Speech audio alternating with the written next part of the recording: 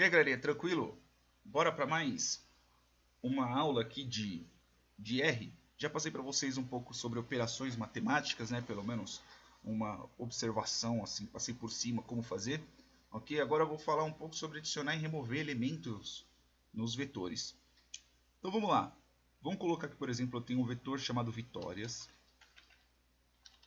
Vitória de qualquer coisa, ok? E eu vou colocar os valores de 1 ao 5, por exemplo. Rodei, agora eu tenho esse vetor. Vou nomear ele vitórias, names, vitórias, ok? E vou colocar aqui o vetor com os nomes, por exemplo, V1, V, aí eu copio aqui, 2, 3, 4, 5, que é o mesmo tamanho. Beleza? Agora o vetor vitórias já está adicionado. Como que eu posso adicionar valores neste vetor que já está pronto? Posso fazer de várias formas, usando loops, endereçamento. Eu vou mostrar alguns para vocês, porque como eu ainda não cheguei na parte dos loops, eu ainda não vou mostrar desse jeito. Mas o princípio é o mesmo. Por exemplo, se eu colocasse aqui vitórias 6, e adicionasse um valor, sei lá, por exemplo, 7, ou 6, né, nesse caso. Vai rodar? Vamos ver. Ó, rodou. Se eu verificar aqui, ó, ele adicionou o sexto elemento. Então eu posso colocar, adicionar por endereçamento direto, né?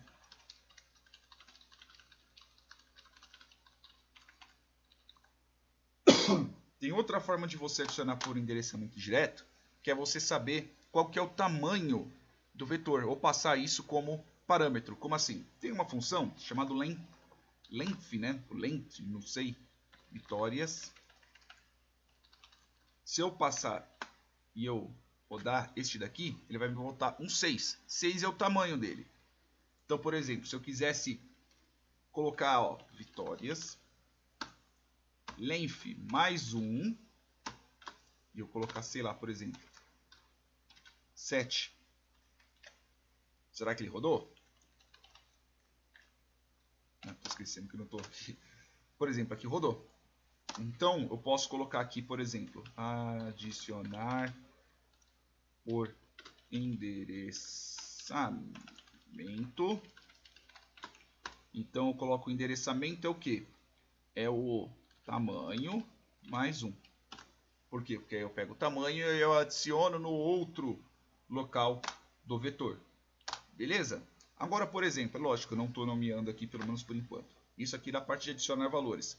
Outra coisa que eu também posso fazer é, por exemplo, assim, eu tenho vitórias, não tenho? Vitórias. Ele é um vetor, ok?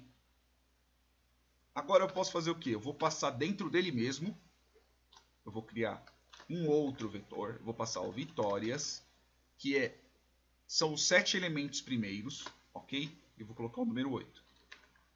Vamos ver se roda. Vitórias. Ó, adicionou o 8º elemento. Então, eu posso também fazer isso. Ó, veja que eu estou usando o próprio vetor, ok?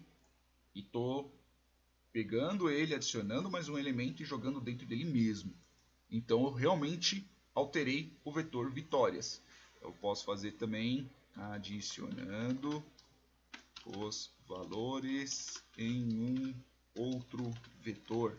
Então, tem aqui, eu estou criando um outro vetor, passando ele como primeiro parâmetro e o outro valor, né, desculpa, como o segundo parâmetro.